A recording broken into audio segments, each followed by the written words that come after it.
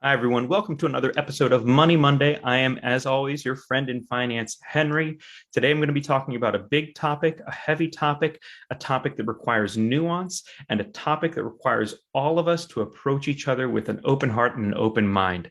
It is the idea that poverty is trauma. That's something I've been saying for years now, and it's come up in conversation a few times recently. Honestly, this topic, it's so big, it's so nuanced that it really that shouldn't be on Facebook where I'm talking about this, but just in case it might help somebody out there, I thought I'm going to make this video and I'm going to do it anyway because it's come up so many times recently. A lot of the things that I'm talking about, I got from one great book in particular called The Body Keeps the Score. Again, that's The Body Keeps the Score, written by a psychologist who actually helps treat people with PTSD.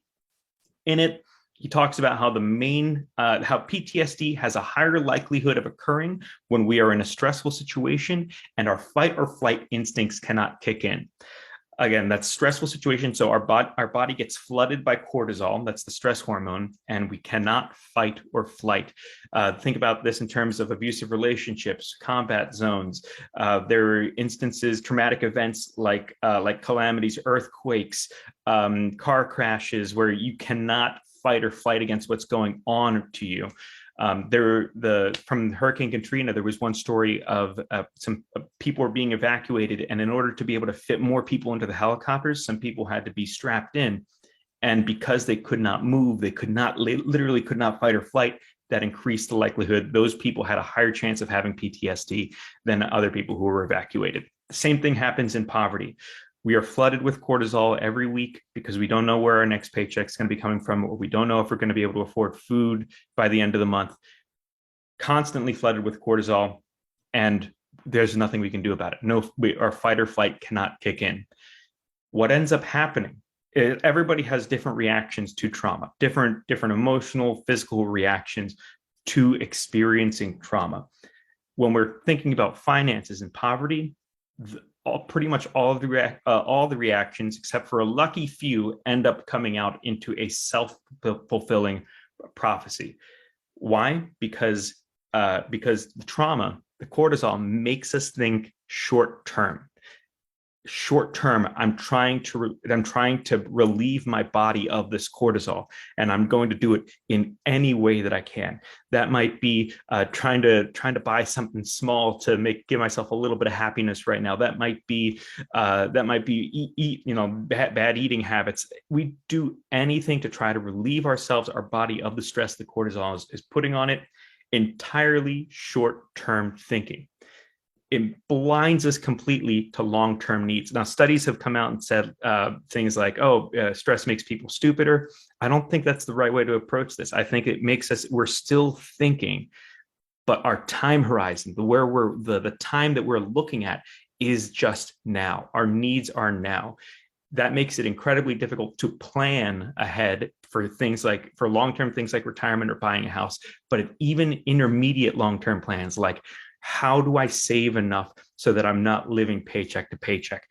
Those become difficult or impossible to even think about because we are so focused on the short term. And meanwhile, the short-term decisions we're making are not necessarily helping us towards those longer-term needs that we have. Our short-term wants and desires take on this magnified effect.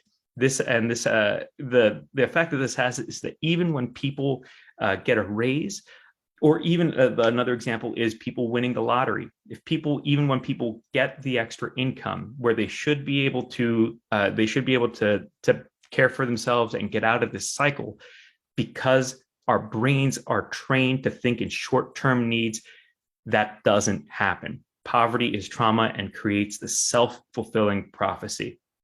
Again, none of this is a reflection of anybody's strength, intelligence, or value as a person. Everybody's got completely different reactions to traumatic events. This is entirely just how our brains are programmed to deal with trauma, and poverty is trauma. So again, one of the things that I mentioned at the beginning, this topic requires all of us to approach everybody we talk to with an open heart and an open mind, because they've had an experience. Even if you might hear that somebody's done something and you might go, oh my gosh, I can't believe they did that. That's that you don't have their experiences. None of us have experienced each other's lives. We are all doing the best we can at any given moment. Poverty is trauma and makes us act and behave in ways that might not seem rational to other people. So we have to approach each other with that open heart and an open mind. We are all carrying scars. Fortunately, just like we've discovered in more recent years, there are ways of moving forward from PTSD and even the trauma that poverty can inflict upon us. If we're thinking about ourselves, the most important thing is agency, feeling like we have control over ourselves. And that's through actions that we can take, measurable actions that we can take, and also in the way that we talk about and frame things. Think about it in this way. If you say, I'm never going to be able to buy a house, your brain, it will actually work to prove you right. That is something that is a confirmation bias that our brain works to do. Our brain loves being right, hates being wrong. So if you say things like, I'm never going to buy a house, I'm never going to be able to afford it, your brain will go out of its way to find ways to prove itself right.